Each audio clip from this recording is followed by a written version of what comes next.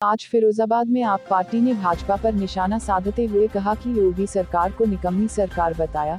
इस दौरान योगी सरकार पर निशाना साधते हुए कहा कि 4 साल में किसान बेरोजगार, आम आदमी बेहाल हुआ है। 4 साल में किए हुए सभी चुनावी वादे खोखले साबित हुए हैं। आज की प्रेस वार्ता भारतीय जनता पार्टी के मुख्यमंत्री योगी आदित्यनाथ की जो 4 साल की जो नाकामी रही है उसके बारे में आम आदमी पार्टी के साथियों ने रखी है, क्योंकि भारतीय जनता पार्टी के मुख्यमंत्री योगी आदित्यनाथ जी 4 साल के कार्यकाल में अपनी उपलब्धियां गिनाने में लगे हुए हैं, जबकि सत्ता में आने से पहले उन्होंने वादा किया था कि हम उत्तर प्रदेश में लाखों किलोमीटर सड़क बना के देंगे और सड़कों में जो गड्ढे हो रहे हैं उन गड्ढों को गड्ढा मुक्त करेंगे। लेकिन आज तक 10, 20, 50 किलोमीटर भी सड़क का निर्माण वो नहीं कर पाए। गड्ढे जस की तस है, 1-1 फुट 1.5 फुट गड्ढे सड़कों में ऑलरेडी पहले से हो रहे हैं, जहाँ पर चलते वक्त मजदूर है, हमारा अन्य वर्ग है, विद्यार्थी है, जो बाइक पे चलता है, साइकिल पर चलता है, वो गिर जाता है। आजकल दुर्घटनाएं हो रही हैं। ये मुख्यमंत्री योगी आदित्यनाथ इस मामले में भी उनकी सरकार नाकाम रही, निकम्मी रही, बिल्कुल भी विकास कार्य नहीं हुआ। और शिक्षा की बात कहें तो शिक्षा पूरे उत्तर प्रदेश में बहुत चरमराई हुई है। विद्यालय टूटे फूटे जर्जर पड़े हुए हैं, दीवारें गिर रही हैं, छत गिर रही हैं, छात्र भी कई एक चोटिल हुए हैं, अध्यापक भी चोटिल हुए हैं। स्वास्थ्य की तरफ ध्यान दिया जाए तो स्वास्थ्य पूरे उत्तर प्रदेश में बहुत ही स्थिति दयनीय है। आज छोटा से कुत्ता काटेगा कि अगर इंजेक्शन लगवाया जाए तो बाहर से सरकारी अस्पताल में किसी में भी उत्तर प्रदेश में उपलब्ध नहीं है। बाहर से लगाया जाता है, 500, 700, 1000 रुपये तक का बाहर में उपलब्ध है। वो इस प्रकार से योगी आदित्यनाथ की जो सरकार 4 साल में रही है वो बिल्कुल नाकाम रही है, निकम्मी रही है, बिल्कुल भी जनता के वादों पर खरी नहीं उतरी है। आज आम आदमी पार्टी पूरे उत्तर प्रदेश में उनकी नाकामियों को गिनाने में लगी हुई है, लेकिन भारतीय जनता पार्टी के लोग आज दिनेश शर्मा जी 7 घंटे आगरा में रहेंगे, वो इन उपलब्धियों को ही गिनाएंगे। इसी प्रकार से आगे देखा कानूनी व्यवस्था की तरफ देखा जाए तो आपके सामने ही है, बुलंदशहर की घटना को ले लीजिए, हाथरस की घटना को ले लीजिए। और योगी आदित्यनाथ जी ने कहा था कि अब भारतीय जनता पार्टी की सरकार आ गई है, मैं मुख्यमंत्री बन गया हूं, जितने भी गुंडे हैं, मवाली हैं, वो उत्तर प्रदेश से बाहर हो जाएं। ये उन्होंने बिल्कुल ठीक कहा, क्योंकि गुंडे तो वास्तव में ही चले गए, लेकिन भारतीय जनता पार्टी के ही गुंडे उपलब्ध हो गए।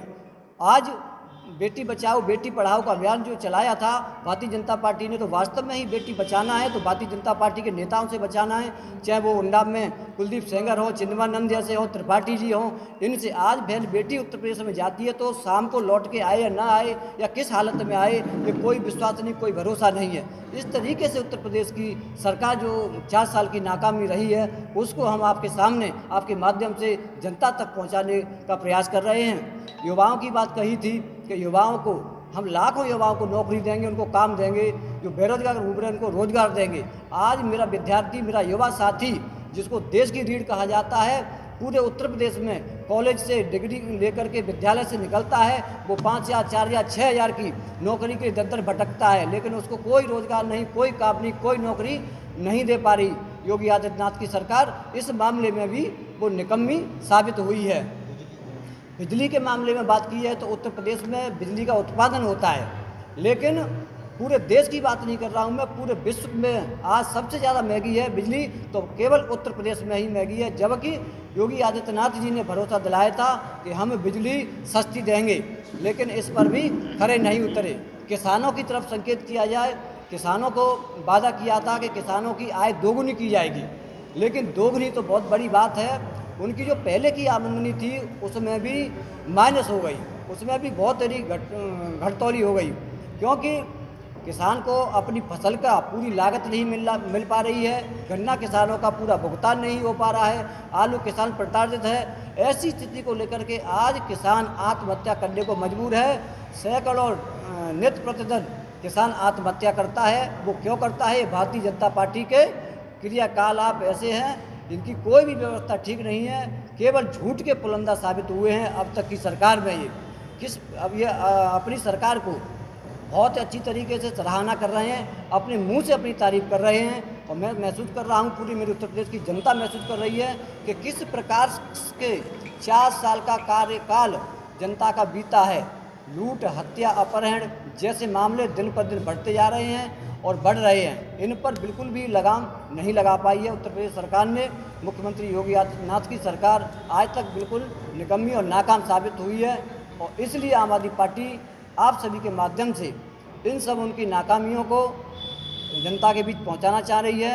आगे आने वाले समय में 2022 में वो चाहती है कि दूध का दूध पानी का पानी हो और इस प्रकार से इस सरकार को लपेट फेंकी। यही सब आपसे मैं उम्मीद करता हूं कि ये हमारी आवाज़ जनता तक पहुंचाई जाए। बहुत बहुत 2022 की आम आदमी पार्टी की तैयारी चल रही है जी। पर क्या तैयारी चल रही है? जी देखिए, जैसा कि आपने देखा होगा कि अरविंद केजरीवाल जी जो हमारे दिल्ली के मुख्यमंत्री भी हैं और राष्ट्रीय संयोजक भी हैं, वो इस बात की घोषणा कर चुके हैं कि 2022 में हम लोग उत्तर प्रदेश में विधानसभा का चुनाव लड़ने जा रहे हैं। और इस घोषणा के बाद उत्तर प्रदेश की जनता में भी एक उत्साह है कि दिल्ली जैसा मॉडल उनको भी उत्तर प्रदेश में उपलब्ध होगा। मैं आपको दिल्ली के कुछ दो चार काम बता देता हूँ। जैसे कि दिल्ली में 200 यूनिट बिजली दिल्ली सरकार यानी अरविंद केजरीवाल जी की सरकार फ्री दे रही है। उच्च दर्जे की विश्व स्तरीय स्वास्थ्य सेवाएं, विश्व स्तरीय शिक्षा और विश्व स्तरीय संसाधन जो दिल्ली की जनता को उपलब्ध कराए जा रहे हैं, वो हक उत्तर प्रदेश की जनता का भी है।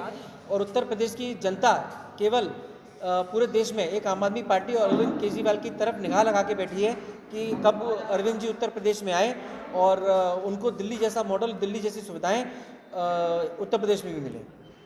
जिला पंचायत चुनाव के बारे में क्या तैयारी है? जी, जिला पंचायत चुनाव की हमारी पूरी तैयारी है और आज संभवतः नया आरक्षण भी आने वाला है।